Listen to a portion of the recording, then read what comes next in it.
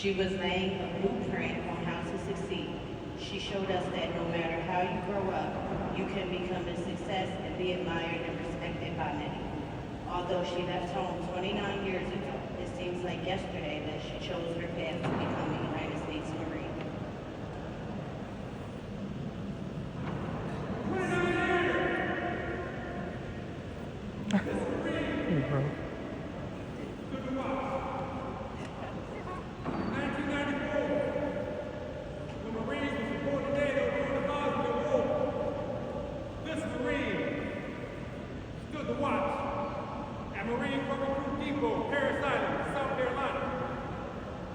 While attending school in Meridian, Mississippi, learned her occupational specialty, maintenance data specialist.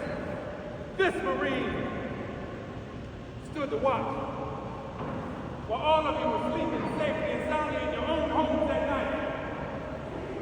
This Marine stood to watch even before some of you were born. This Marine stood to watch. She entered the Marine Corps during a time when women are not often viewed as equal to their male counterparts, but she still stood to watch. She stood to watch at BMFA 212 in Toro, California, where she would serve as a maintenance data specialist clerk. In 1996, she would stand to watch at Miles 11, Miramar, California, where she would serve as a data analyst. 2004, she went back to stand to watch at Marine Corps Recruit Depot, Parris Island, South Carolina, where she would serve as a drill instructor, senior drill instructor, and chief drill instructor. Anyone who builds these buildings know they do not come without challenge. But despite every obstacle placed in front of her, she succeeded at every level, was meritoriously promoted to the rank of gunnery sergeant. She stood to watch at BMA 223, Cherry Point, North Carolina, where she would serve as a Marine Commander Chief and would deploy in support of Operation Iraqi Freedom. Upon her return, she stood to watch at Miles 14, and in 2007, she would stand to watch at 1st Marine Aircraft Wing, Okinawa, Japan, where she would meet the love of her life. In 2008, she would stand to watch at Miles 39, Marine Corps Base, Camp Pendleton, California, where she would serve as a data analyst, staff NCOIC, and in 2010, she would stand to watch at 3rd Marine Aircraft Wing, Miramar, California, deployed to Afghanistan in support of Operation Enduring Freedom. But upon her return, there was no downtime. She went straight from the aircraft to Avenue to get a checkout sheet so her and her husband could be on the road the next day to North Carolina, where she could stand to watch at Miles 26, where she would serve as a maintenance data specialist chief. In 2011, after 33 hours of labor, she gave birth to her one and only child. And in 2014, she'd be faced with one of the biggest challenges of her career when she was forced to separate from her husband and fill the role of a single parent, and she received orders to transfer to headquarters of the Marine Corps, Washington, D.C. The weight of the world was placed up on her shoulders, which took her to her knees. But she found the strength and rose to her feet, fighting through the heartache and pain, and still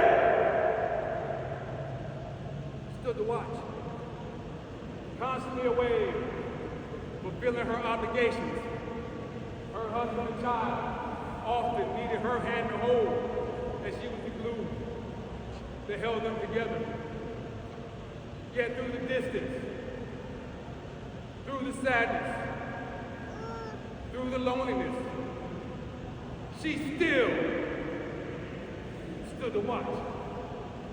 There were many times her and her husband would have deep conversations, but there was this one particular moment several years back that stood out from the rest. It was so intense, so passionate that it was extremely hard for them to change the dynamics of our relationship. As they stood in their home, she looked at him in the most serious way as she stared deep into his eyes and asked, "What does cover your six mean?" She further stated, "I say it to Marines all the time, but I have no idea what it means." And although a master gunnery sergeant, she had no idea what it meant, she still stood to watch. She is the epitome of a Marine, and more than anyone knows what it means to wear this uniform and represent the most feared fighting force on the planet. She understands that being a Marine is more than just a state of mind. Many have experienced more of a calling than a profession. Being a Marine is not a job, not a paycheck, nor is it an occupational specialty. It's not male, female, majority, minority, nor is it rank insignia. But rather, being a Marine comes from that eagle, globe, and anchor that is tattooed on the soul of every one of us who wears a Greek or uniform. It is that Syrian mark in our innermost being which comes after rite of passage to boot camp or OCS when that young man or woman is allowed for the first time to say, I am a United States Marine. So as the storm is on the war, we're growing up the horizon of our history. This Marine stood to watch.